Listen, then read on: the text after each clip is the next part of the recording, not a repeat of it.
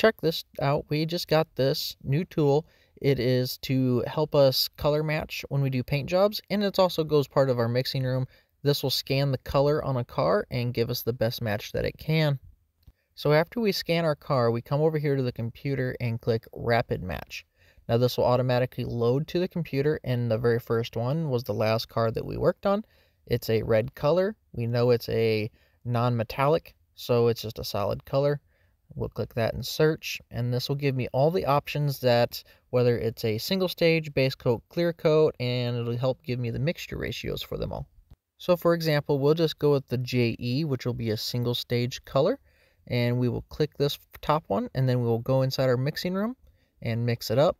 These are all of the, I guess you could say, ingredients, technically colors and stuff that we would mix into to make the paint.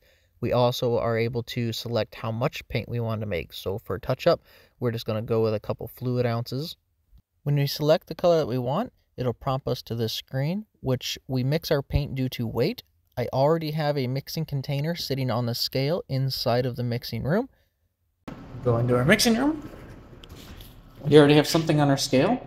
This is already, technically it zeros out, so the graph actually starts in a negative, and then you work your way up to 0. And you can also see on this bar, it'll work its way up to this line on each one of these colors that we'll add. So then we'll go over here. A lot of times I'll make sure that the paint colors are mixed.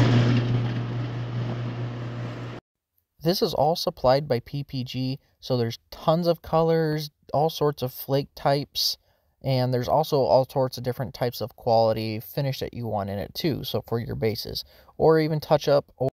As we open new cans, we also put these lids on them. They have a little mixer in them, so when we put them up there on the shelf and we hit the button, it automatically stirs it.